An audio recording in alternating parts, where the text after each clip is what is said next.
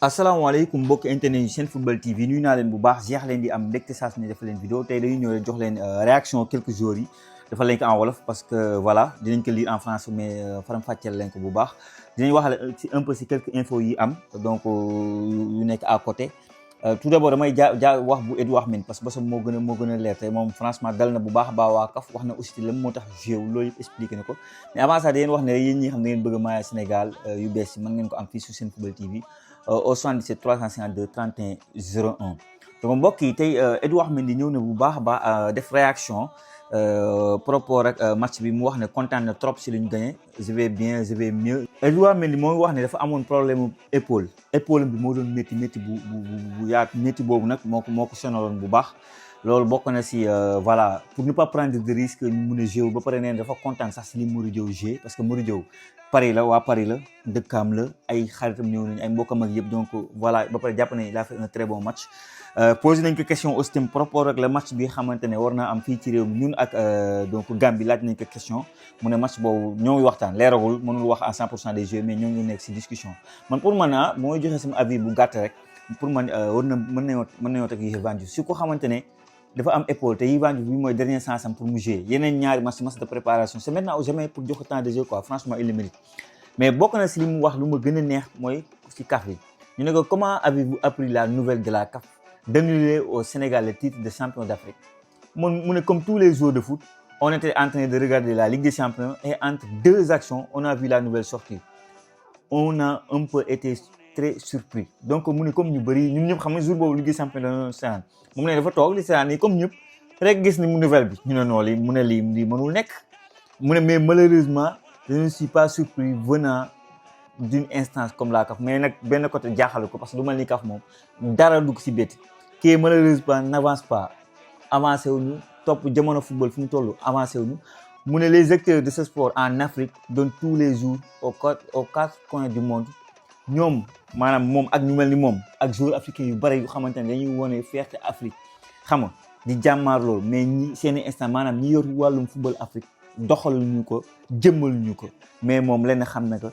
ils sont champions d'Afrique te loolu kenn mënu ko dindi moo tax tey la fête était belle au Stade de France loolu la Edouard Mendy wax.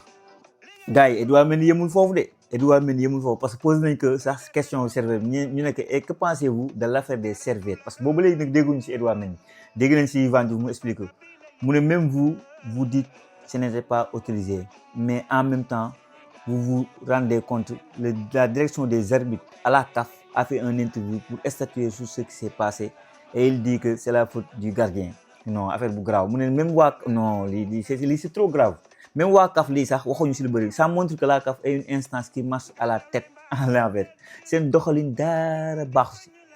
mu ne quand vous êtes directeur des arbitres et vous dites qu'avoir des serviettes sur le terrain est anti-sportif nee na yor serviette sax c'est anti-sportif waroo yor serviette quoi mu ne on marche à la tête maanaam doxee sa bopp lii la Edouard Mendy wax de Edouard Mendy yemu foofu mu ne et c'est malheureusement ces gens qui dirigent notre football mais nag ñàkk a sens moo taxit ñi mel nii moo yor suñu football ngeen bëgg suñu football de mu ne à un moment donné il y a une grosse remise en question à faire que chaque personne prenne ses responsabilités pour que le football africain brille de la même manière sur le terrain et en dehors non si terrain bi joueurs ñoo ngi football ñoo ngi muyee le maillot mais malheureusement ñi di yor football baaxaans football Afrique mais doxal ñu dara lii la Edouard Mendy wax moo tax man tey dama ko saamee sama xol dafa seddu guy ci Edouard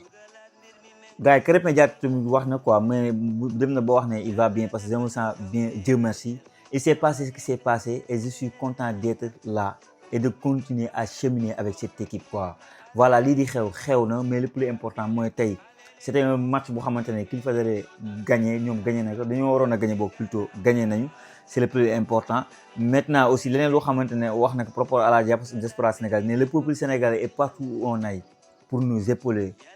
et ce n'est pas évident ce qui s'est fait aujourd'hui c'est une fierté donc on remercie tout le monde donc mu nekk ay cadres yu am solo mais wax na aussi tamit par rapport ak au niveau de la CAF xam moom dafa mosoon am ak ñoom problème xam naa du si bëgg a wax ko xuus comme par exemple comme Edouard Mendy parce que cette décision peut être surprenante mais le plus important c'est qu'on a des dirigeants qui s'occupent de ça nous on a fait ce qu'il fallait pendant un mois et le monde entier a vu qu'on a gagné ce trophée dignement nee na am na ñu yor suñu football maanaam waa fédération lay wax nañ leen bàyyi ñu gérer loolu ñoom li leen waroon gérer yi ñoom def nañ ko mooy lan am nañ 1 mois gagné nañ te nee na àddina gépp gis nañ ne gagné nañ dignement coupe lu ñu mérité la ci si ñoom muy maye bi mu nekk ay kàddu yoo xamante ne tukkee ni si kii di Krépin Diatta. gars yi dinaa ñëwaat léegi si info Gaindé parce que match bi y a beaucoup de choses à dire dinaa si ñëwaat léegi mais ma doxantu jox leen quelques infos européennes comme Real Madrid bi xamante ne seen coach bi dafay wàññi seen jour de repos maanaam seen jour yi xamante ne moom la ñuy noppaleeku de 3 léegi 2 jours lay doon parce que moom jàpp na ne objectif yi nekk seen kanam rëy na rëy bu xamante ne donc foog mu diminuer que gën a gis ay joueurs am ay stratégie yu mu bëgg mën a mettre en place mu gën ko mettre en place parce que y a la Liga bi nga xamante ne bëgg nañu ñëwaat ak la Ligue des Champions bëgg nañu dóor Bayern du côté de Manchester United jamono bi may wax ak yéen ñëpp xam nañ ne Casemiro dina dem c'est clair loolu moom annoncé woon nañ ko maintenant nag ñu ne actuellement moom discuter ak équipe bu équipe bu Lionel Messi bi nekk fële ci MLS ñu koy wax Inter Miami donc l'international brésilien Casemiro gis ngeen que pour le dernier match contre France il était titulaire donc moom jamono bi Inter Miami bi xamante ne moo nekk fële ci MLS États-Unis moo koy bàyyi xel pour jël ko l'année prochaine pour ñu ne man Mohamed da nga war a dem coupe du monde Mohamed da nga war a dem coupe du monde gars yi coupe du monde bi dem fa du yombal coupe du monde bi déjà caution bi c'est 8 millions pour dem fa boo ñëwee fii Sénégal déjà on parle de ça sans compter kii mu leen pas bi mu leen tegal nii dafa jaay këram anglais la pour mën a dem coupe du monde tellement c'est le coupe du monde le plus cher de l'histoire les billets dafa cher jënd non te 8 millions yi peut-être boo ko def caution la quoi après dañ la koy delloo xam nga da nga koy moom ngay wane pour mën a dem parce que ñëpp xam nañ ne États-Unis visa bi c'est compliqué xam nga ne lépp dara yombul te exemple bi dem nañ ko jox parmi tant d'autres mais bii bokk na si bii gën a def effet si semaine bi lu ñuy waxtaanee gars yi bi ñu ñëwaatee si équipe nationale du Sénégal tax sa xibaar bi ñuy wax sport dafa jox les 3 ñi gën a gis mu jox Niakhaté Mamadou Sarr ak Ismaïla Sarr si vous êtes d'accord ci commentaire wax leen ko mais man leneen laa gis je trouve que les défenseurs kenn sonal leen noonu à travers muy Niakhaté di Mamadou Sarr je dirais Ismaïla Sarr sax waaw parce que Ismaïla Sarr rôle bi mu joué à un moment donné en tant qu'avant-centre fait que day mën a jël la profondeur marquer des buts franchement atout mais daal dites-moi ce que vous en pensez mais keneen ko xamante ne war naa mën a bokk si top bi c'est Idrissa Gana Gueye man waa ji jaaxal na ma pas wi laa bëggoon wax mais waa ji tous les matchs la CAN di ko joué tey jii encore le gars tu as da nga yaakaar ne 22 ans la am 23 ans man xaw ma la mooy secret Idrissa Gana Gueye mais xam naa ne hygiène de vie la bëri caaxaan da nga leer na genre yi kii du dem ay bois dugg di caaxaane boppam di sonal bopp non hygiène de vie temps de récupération da koy xam temps bi non franchement bravo à lui keneen ko xamante ne moom voilà yaa nekk yàlla dimbali lafal ko cat c'est Ibrahima Mbaye gars yi dañuy wax homme du match mais Ibrahima Mbaye mooy homme du match mais il est extraordinaire à chaque fois que mu téye ba quelque chose peut se passer tout ça que moom mën a andi jafe-jafe donc équipe bu Pérou moo tax man tey Pape Thiaw doon bëgg bu ma soobee mu bàyyi booy ba su 75 minutes boobu gisoon naa biir de xaw ma nag ban xaar ngeen ci am. Du côté de Angleterre gars yi ñoo ngi insister man yaakaaroon naa ne voilà c'est pas du sérieux mais Iliman Ndiaye comme remplaçant de Mohamed Salah on y pense parce que li ko waral nag y a pas beaucoup à ce prix là même si on parle de 50 millions mënuñu ko am sur le marché parce que Olivier on parle de 130 millions quelque chose comme ça donc les Kvaratskhelia tous les joueurs yi nekk si voilà si équipe yi gën a nekk ci mag yi gën a mag ci monde bi autant pour moi donc dañuy génn xaalis bu tal mais comme ni ma waxoon l'autre jour laay waxaat est-ce que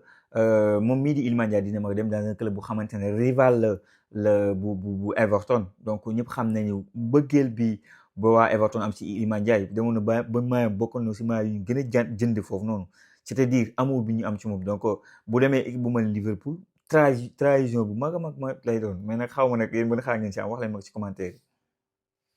gars yi suñu joueur Malick Sy booy bi xam ne yàggul sax signé du côté de Milan AC ñëw na pour la première fois si équipe première bu Milan xam ngeen ne nag en général trêve international bu amee dañu jël ay quelques jeunes di leen yéegal si ay équipe A ñuy jouer donc déjà tey def na premier entraînement avec l'équipe pro mais booy bi je le vois loin de boobu il est serein il est bon mentalement la tête sur les épaules xam nga un défenseur très moderne ba pare il est costaud booy genre ñi ñuy wax mag ñi appelé wuñu ko dara il est costaud il est physique il est bien dans ses relances ak yëpp il a des qualités yu xamante ne man moom dama ko sanaanal sama bopp xam ne kii il a des qualités pour yu ko mën a yow fu sore ci carrière c'est pas pour ne monsieur Milan AC italien yi ñu ay cuune ku ñu jënd si à cet âge là c'est parce que tu as des qualités en tout cas man je lui souhaite bonne chance qu'il continue à travailler xam ne ren jii lay soog a ñëw du côté de Milan AC jarul yàkkam jarul brûler les étapes liggéey am hygiène de vie bi nga bi ma wax sans si Idrissa Gana Gueye loolu boo ko amee lu bëri mën nga am sa carrière gars yi suñu fédéraux mën nañ tooñ nag non mais lii ne communication la teg coupe bi teg serviette bi non lii du hasard monde entier teg na ko tey est-ce que xam ngeen ne on parle que du Sénégal foo dem on parle que du Sénégal jamono bi allo on parle man fu ma tourner tous les informations gars yi bàyyi nañ fi match yeneen yu am sax on parle que du Sénégal et je pense que communication bu am solo la teg coupe bi teg serviette bi waa Maroc nag xam ngeen donc la bataille juridique moo des te incha allah avec l'aide du beau Dieu incha allah dinañu am ndam parce que on mérite trophée bi. mbokk yi li mu nekkoon vidéo bi ci commentaire yi wax leen ma seen xalaat ak seen gis-gis dem suñu yeneen plateforme yi doole ñu bu baax a baax moo xam TikTok la moo xam Instagram la boo leen tapé Senfootball TV incha allah dañuy gis seen logo mbokk yi jaajëfal naa leen wax leen ba beneen sur Senfootball TV.